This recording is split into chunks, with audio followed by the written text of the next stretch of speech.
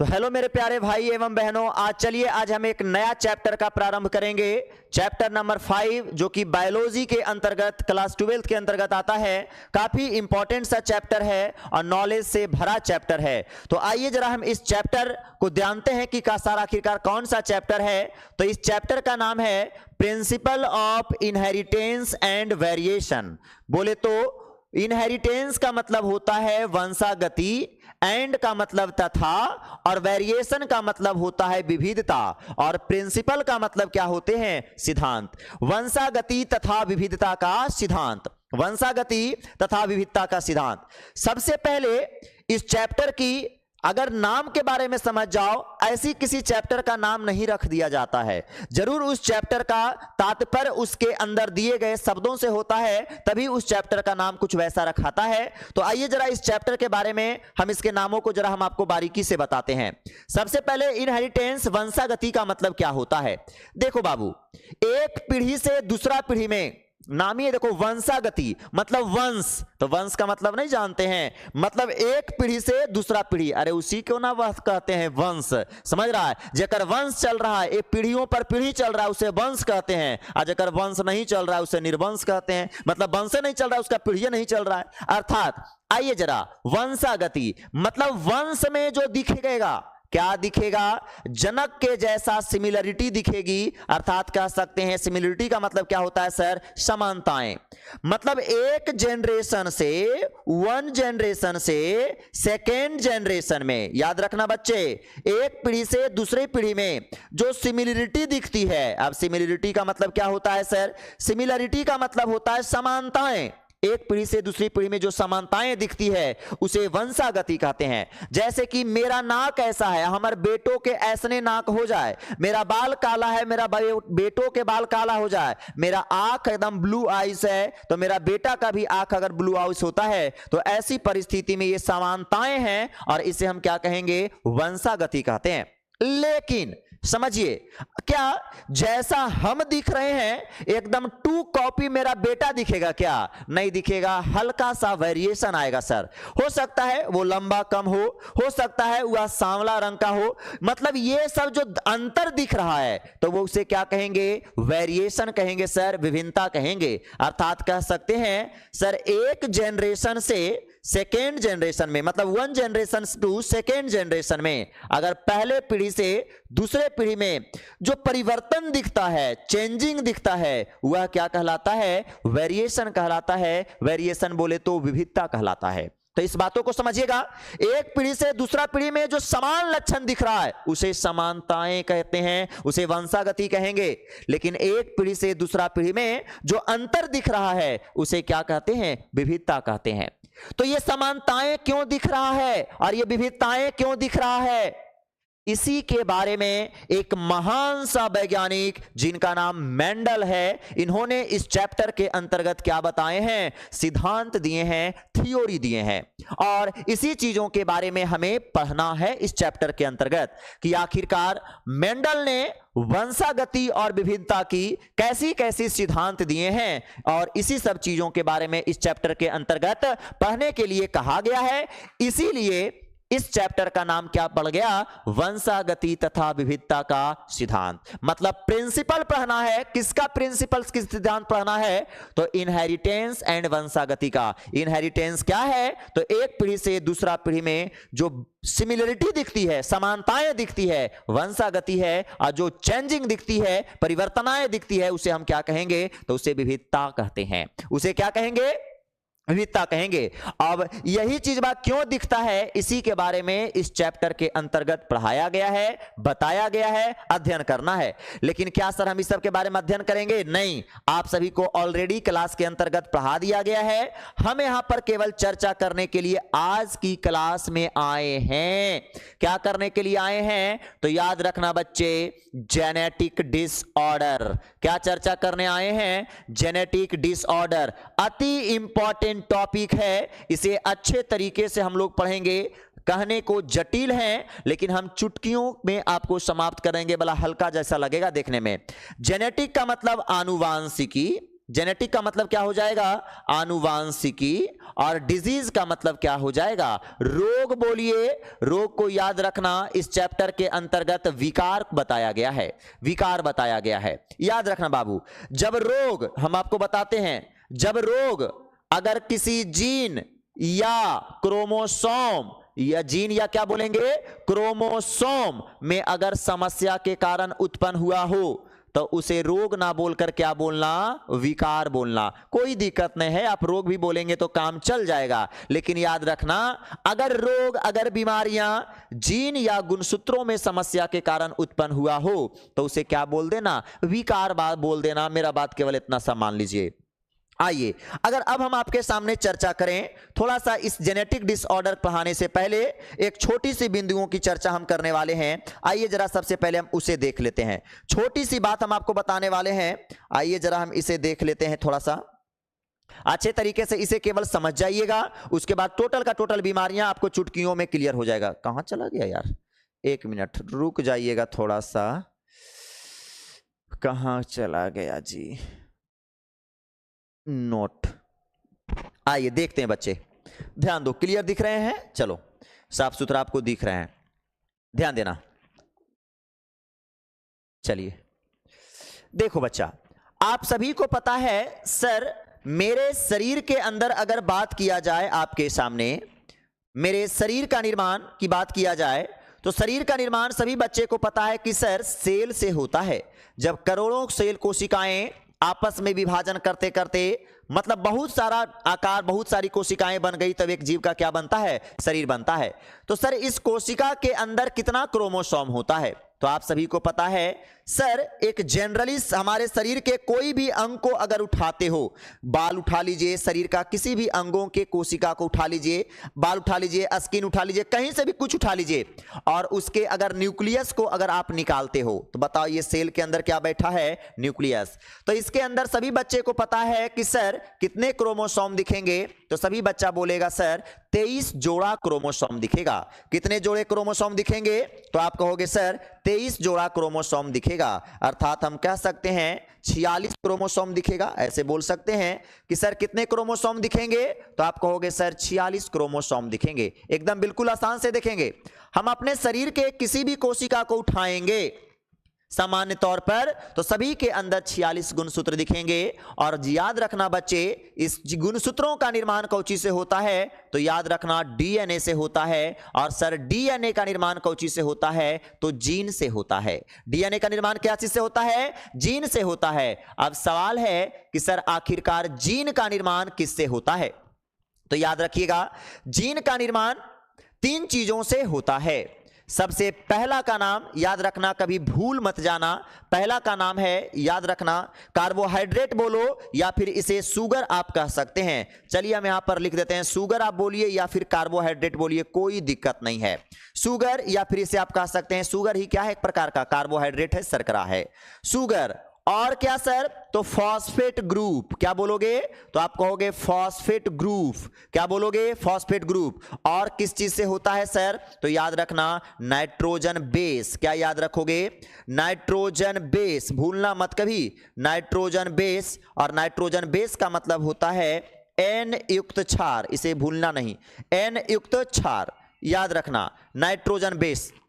तो हमने सिंपल सी बातें कही कि जो हमारा सेल होता है, सेल के अंदर 46 गुणसूत्र हैं। गुणसूत्र कौची से बनता है, डीएनए से बनता है। और सर डीएनए कौची से बनता है, जीन के जुड़ने से बनता है। और जीन 3 चीजों से मिलकर बना है, पहला शुगर, दूसरा फॉस्फेट ग्रुप, तीसरा नाइट्रोजन बेस, और क्या बोलेंगे, नाइट्रोजन बेस कहेंगे।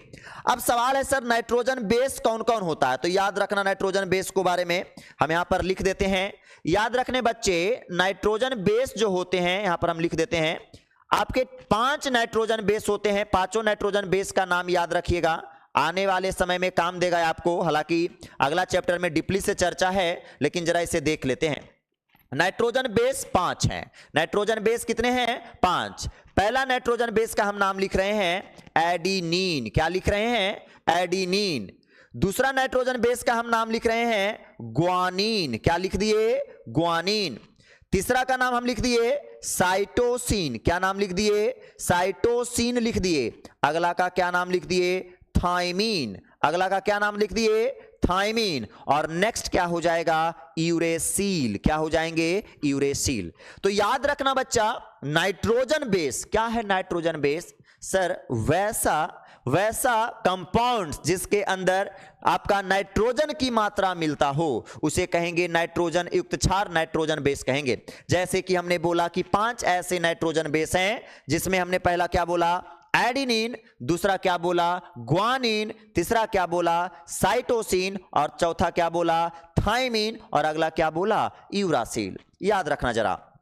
अब देखो, अब अगर हम आपके सामने चर्चा करें, सर ये जीन तो बन गया सर, ये सभी चीजों के मिलने से जीन बनता है, और जीन का काम क्या होता है, तो याद रखना आपके शरीर में जितने भी प्रकार के लक्षण प्रकट हो रहे हैं, आपके शरीर के अंदर खाना पचाने के लिए एंजाइम हो, चाहे आपके त्वचा का रंग देने की बात हो, चाहे आपके बालों का रंग देने की बात हो, आपकी हाइट हो, मतलब आपके शरीर में जो भी लक्षण प्रकट हो रहा है, आपका दिमाग उमाग, हर एक लक्षण जो प्रकट हो रहा है आपके शरीर में, जो भी कुछ दिख रहा है, ये सारे आपके अंदर स्पर्म बन रहा है, आपके अंदर ओवम बन रहा है, ये सारे लक्षण आपके अंदर कुछ भी दिख रहे हैं, सारे कैरेक्टर को प्रकट करने वाला कौन, तो आप कहिएगा जीन। एक मिनट, क्या बोलिएगा, जीन। मतलब कहेंगे सर जीन जो होता है ये हमारे शरीर के अंदर सारे लक्षणों को क्या करता है, प्रकट करता है, मतलब सारे कैरेक्टर्स जीन के वजह से दिखते हैं। बिल्कुल सर।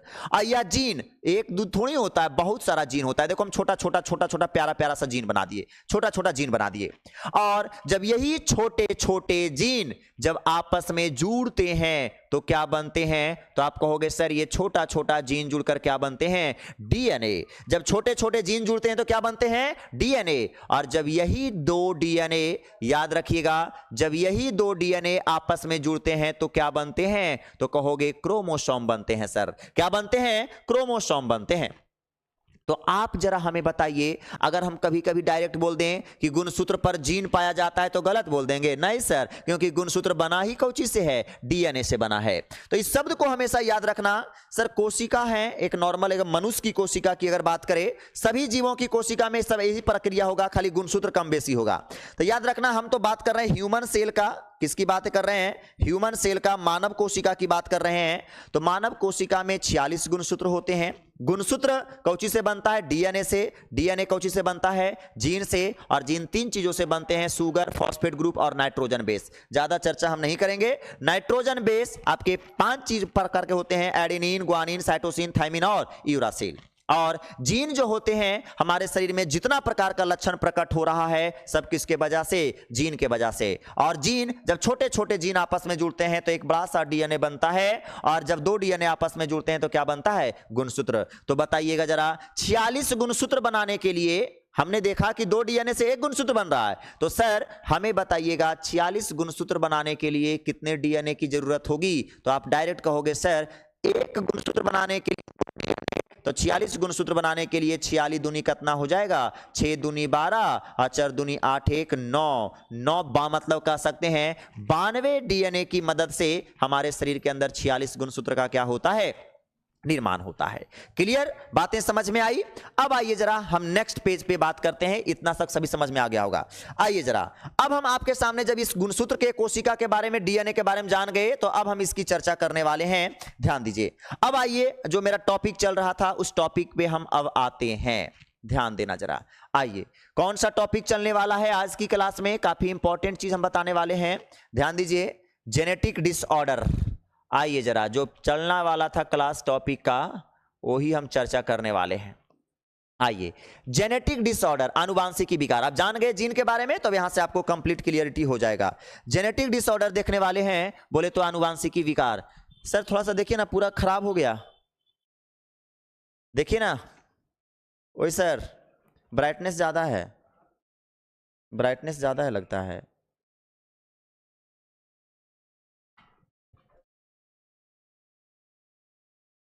अभी पूरा देखिए, उजला पूरा हो जाता है, देखिए दिखता है ना। मैंने दावे मीनू ना, मीनू ना जी,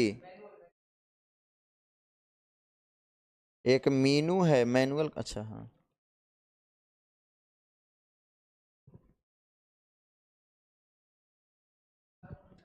चलिए दिख रहा होगा अब क्लियर। आइए जरा ध्यान देना बच्चा, आइए जब उसके बारे में जान गए तो अब आइए जरा जो चर्चा चल रहा था इसके बारे में करते हैं। आज का टॉपिक, इस चैप्टर के अंतर्गत बहुत सी बातें बताए हैं, उतना चर्चा हम नहीं करने वाले हैं।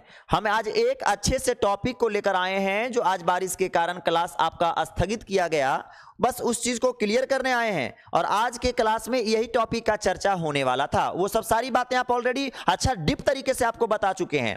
तो आइए जरा हम देखने वाले हैं जेनेटिक डिसऑर्डर, आनुवांशिकी विकार, यही हमें पढ़ना है। जेनेटिक डिसऑर्डर बोले तो आनुवांशिकी विकार क्या है सर? देखो नाम ही है आनुवांशिकी, मतलब माता पिता से बच्चों में बात कर रहा है। क्या जाएगा? डिसऑर्डर जाएगा सर, विकार जाएगा।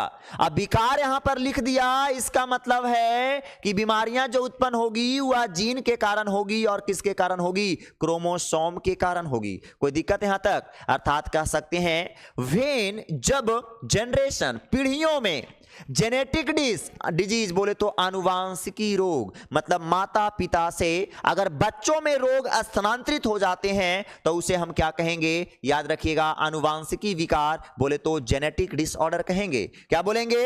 जेनेटिक डिसऑर्डर कहेंगे सर, आनुवांशिकी विकार कहेंगे। और यह आनुवांशिकी विकार दो प्रकार का होता है।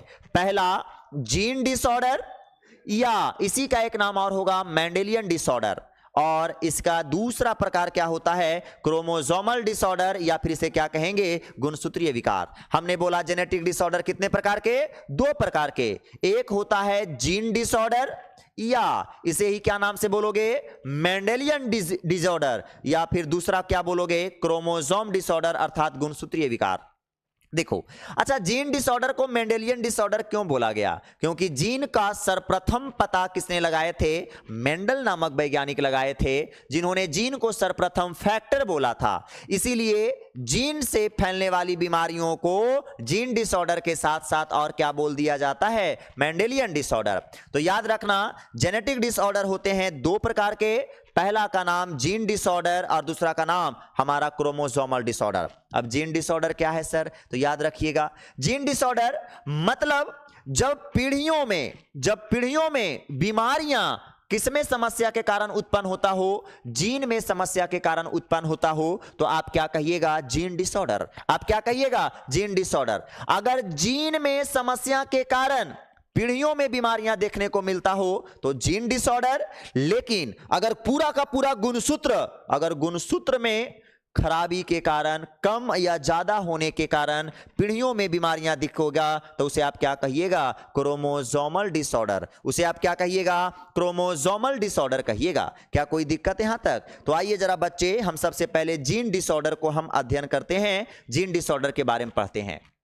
देखिएगा, जीन डिसऑर्डर, सबसे पहली बातें तो याद रखिए, जीन डिसऑर्डर क्या है जानिए गए कि सर अगर जीन में प्रॉब्लम के वजह से पीढ़ियों में बीमारी देखने को मिले तो वह क्या कहलाएगा? जीन डिसऑर्डर कहलाएगा। अब देखिएगा, समझिएगा, जीन डिसऑर्डर की बातें अगर करें तो देखना जरा, समझिएगा। जीन डिसऑर्डर में मुख्य रूप से एनसीईआरटी 3 बीमारियों का चर्चा किया है, जिसमें सबसे पहला बीमारी आपके सामने दिख रहा है हीमोफीलिया। दूसरा बीमारी का नाम याद रख लेना, दूसरा बीमारी का नाम है sickle cell anaemia. Sickle cell कौन बीमारी है? एनीमिया। और तीसरा बीमारी का नाम याद रख लेना बच्चे, तीसरा बीमारी का नाम है, याद रखना, फिनाइल कीटोन्यूरिया। क्या नाम याद रखोगे? Phenyl ketonuria. याद रखना, फिनाइल कीटोन्यूरिया। क्या याद रखोगे? Phenyl ketonuria. तो इस शब्द को याद रखिएगा। हम कह सकते हैं सर एनसीईआरटी के अनुसार जीन में समस्या के कारण 3 प्रकार की बीमारियां दिया गया है। सबसे पहला बीमारियां हीमोफीलिया, दूसरा सिकल सेल एनीमिया और तीसरा क्या? Phenyl ketonuria. तो यह 3 बीमारियां फैलने का कारण एनसीईआरटी का कहना है, जीन में समस्या के कारण यह 3 बीमारियां फैलता है। और यह तीनों के तीनों बीमारियां अति इंपॉर्टेंट है। तो आइए सबसे पहला हम कौन सा बीमारी पढ़ने वाले हैं? हीमोफीलिया। आइए जरा, तो अब हीमोफीलिया के बारे में देखते हैं। हीमोफीलिया के बारे में जानने से पहले हम आपको एक छोटी सी बात बता देना चाहते हैं। देखो बाबू, यह हीमोफीलिया बीमारी इन परिवार के अंदर पता चला था। सर ये कैसा परिवार है? तो यह लंदन की महारानी विक्टोरिया है। लंदन की महारानी विक्टोरिया के परिवार में यह बीमारी का पता चला था। कौन सी बीमारी? तो आप कहोगे हीमोफीलिया। कौन सी बीमारी? हीमोफीलिया। मतलब कहेंगे सर हीमोफीलिया बीमारी का पता विक्टोरिया फैमिली के अंतर्गत पता चला था। क्या होता है इस बीमारी में? तो हीमोफीलिया ऐसा बीमारी है जिसमें एक इंसान के शरीर के किसी भी अंगों के कट जाने के बाद ब्लड क्लॉटिंग होने में क्या होती है? समस्या होती है। ब्लड थक्का नहीं जम पाते हैं। मतलब कहीं कट गया और ब्लड निरंतर निकल रहा है। आपको बहुत सारी एंटी क्लॉटिंग मेडिसिन दी जा रही है कि ब्लड थक्का जम जाए, लेकिन क्लॉटिंग अगर ना कर रहा हो तो ऐसी परिस्थितियों में आप हीमोफीलिया के शिकार हो सकते हैं। हीमोफीलिया बस डायरेक्ट ये नाम ही है हीमो। हीम शब्द बना है आयरन से, और आपको पता है हीम से बना हीमोग्लोबिन, और हीमोग्लोबिन है ब्लड के अंदर, आरबीसी के अंदर है कि नहीं? आरबीसी क्या है? ब्लड की कोशिका है। तो अर्थात हम कह सकते हैं कि सर अगर हमारे ब्लड से संबंधित अगर किसी प्रकार की समस्या आ रही है, मतलब कह सकते हैं वही बीमारी हमारा क्या है? हीमोफीलिया है। किसी का ब्लीडिंग अगर रुके ही नहीं, ब्लीडिंग एकदम होते रह जाए, तो उसे आप क्या कहिएगा? हीमोफीलिया। और यह बीमारी का सबसे पहला पता कहां चला था? तो आप डायरेक्ट कहिएगा यह विक्टोरिया फैमिली के अंतर्गत पता चला था। इन्हीं के कोई खानदान में लर्जर में देखने को मिला था। अब आइए जरा कैसे यह बीमारियां हुआ था, आइए जरा इस बीमारियां के बारे में हम आपको बता देना चाहते हैं। देखिएगा इनके बीमार में इनके अंतर्गत यह कैसे पता चला था, हम आपको जरा चर्चा करते हैं जरा डीपली से। देखिएगा, देखो बाबू, सबसे पहली बातें ये भी चर्चा करने से पहले एक बात और हम आपको बता देना चाहते हैं। आप सभी बच्चे जानते हैं कि सर एक बॉयज की बात करें और दूसरा गर्ल्स की बात करें, दोनों को याद रखना। आपको बहुत से चर्चा क्लासों में कर चुके हैं। तो लड़के के अंदर गुणसूत्रों की संख्या कितनी होती है? तो आप कहिएगा 44 प्लस एक्स वाई होता है। सर लड़कियों में कितना होता है? तो आप कहोगे 44 प्लस कितना होता है? X x. तो वैसा गुणसूत्र जो लड़का और लड़की दोनों में समान होता है, वैसे गुणसूत्र को क्या कहते हो? तो आप कहोगे सर ऑटोसोम कहते हैं। जबकि लड़का और लड़की दोनों में अलग अलग होते हैं, वैसे गुणसूत्र को क्या कहते हो? तो आप कहोगे सर वैसे गुणसूत्र को कहते हैं ऑलोसोम। और ऑलोसोम का मतलब होता है लिंगी गुणसूत्र, और ऑटोसोम का मतलब होता है अलिंगी गुणसूत्र। मतलब वैसा गुणसूत्र जो लिंग का निर्धारण नहीं करता हो, मतलब नर और मादा से मतलब नहीं रखता हो, वह कहलाएगा अलिंगी गुणसूत्र ऑटोसोम। और वैसा गुणसूत्र जो लिंग का निर्धारण करता हो, नर और मादा का निर्माण करता हो, उसे क्या कहेंगे? ऑलोसोम क्रोमोसोम कहते हैं। उसे क्या कहेंगे? ऑलोसोम क्रोमोसोम कहेंगे। तो सर वैसा गुणसूत्र जो लड़का और लड़की दोनों में समान होता है, समान क्यों होता है? अरे भाई साहब, टोटल 99% कैरेक्टर लड़का लड़की का दोनों को तो समान ही होता है। अरे हम लोगों के अंदर भी खाना पचाने के लिए एंजाइम बनना चाहिए, उसके अंदर भी बनना चाहिए। हम लोगों के पास लीवर चाहिए, उसके पास लीवर चाहिए। हाथ पैर नाक मुंह कान आंख और सब कुछ मेरे अंदर भी है, सब कुछ उसके अंदर भी है। तो सर्वगुण संपन्न 99% भाग तो समान सारांशी है। अर्थात हम कह सकते हैं जो गुणसूत्र हमारे अंदर चीजों का निर्माण करेगा वह महिला के अंदर भी चाहिए। अर्थात 44 गुणसूत्र ऐसा होता है जो लड़का लड़की दोनों में समान कार्यों को करते हैं। लेकिन एक जोड़ा गुणसूत्र केवल अंतर हुआ तो एक मानव लड़का बन गया और एक मानव क्या बन गई? लड़की बन गई। एक जोड़ा गुणसूत्र के कारण केवल लड़का में एक्स वाई हो गए और लड़का में दोनों, लड़कियों में दोनों समान हो गए। इसके कारण लिंग बन गया। इसलिए ऐसे क्रोमोसोम को क्या कहते हैं? ऑलोसोम क्रोमोसोम। बोले तो लिंगी गुणसूत्र कहते हैं। क्या कोई दिक्कत यहां तक? आइए जरा, तो यह जो बीमारी जो है बाबू हीमोफीलिया जो आप पढ़ रहे हैं, आप जो पढ़ रहे हैं बीमारी, जिस बीमारी का नाम क्या है? तो आप कहोगे सर हीमोफीलिया। ध्यान दीजिएगा, आप जो ये बीमारी पढ़ रहे हैं हीमोफीलिया, तो सर यह हीमोफीलिया में कौन गुणसूत्र में समस्या आता है? तो याद रखना, इसमें समस्या जो देखने को मिलेगा ऑलोसोम क्रोमोसोम में देखने को मिलेगा, ऑटोसोम में नहीं देखने को मिलेगा। किस में देखने को मिलेगा? तो आप कहिएगा ऑलोसोम में देखने को मिलेगा। सर क्या देखने को होगा? समझिएगा जरा, यहां बता रहे हैं हम आपको। देखिएगा, पता चला कि लड़की का कोई क्रोमोसोम था, ध्यान देना, एक्स क्रोमोसोम। लड़की के क्या थे? कोई एक्स क्रोमोसोम। यहां कौन क्रोमोसोम होंगे लेकिन? तो आप कहोगे सर ऑलोसोम वाला होगा, ऑलोसोम वाला। माता का हमने बोला कि सर कोई क्रोमोसोम ऐसा है और जिस पर उपस्थित क्या है? कोई जीन है।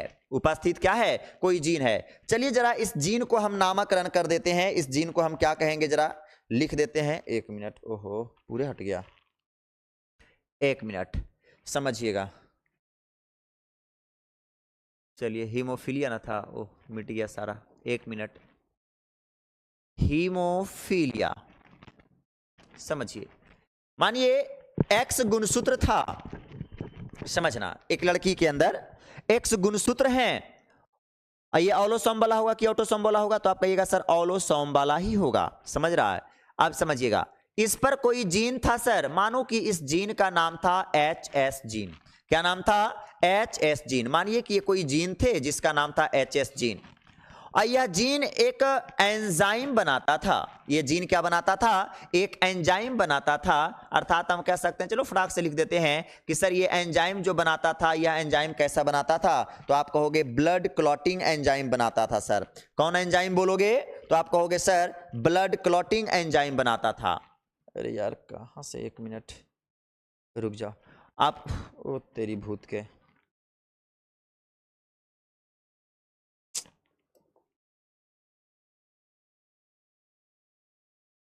चलिए हाँ,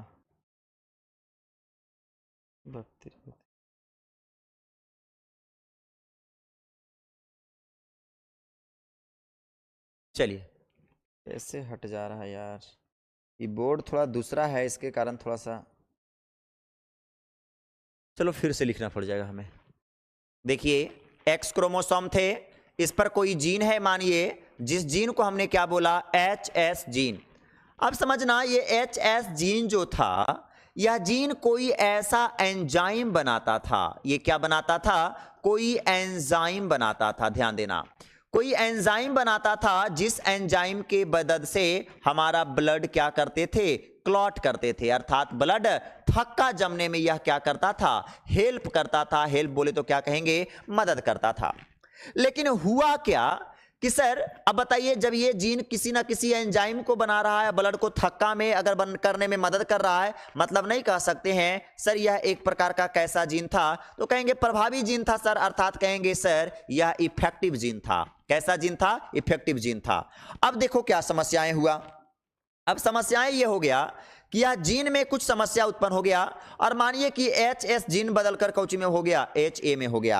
अब ये हो गया नॉन इफेक्टिव हो गया, या फिर कह सकते हैं सर रिसेसिव हो गया, अप्रभावी जीन में बदल गया। अब बताइए जब अप्रभावी में जीन में बदल गया बाबू, तो क्या यह एंजाइम का निर्माण कर पाएगा? तो आप कहिएगा बिल्कुल नहीं कर पाएगा सर। जब एंजाइम का निर्माण नहीं कर पाएगा तो आप बताइएगा ब्लड क्लॉटिंग को थक्का जमाने वाला जब एंजाइम नहीं बन पाएगा, तो उसका जब किसी कारणवश शरीर के कोई अंग कटेंगे, तो बताओ ब्लड का फ्लो निरंतर होते रहेगा कि नहीं होते रहेगा? होते रहेगा। तो ऐसी बीमारियों को क्या कहेंगे? हीमोफीलिया। क्या बोलेंगे? हीमोफीलिया।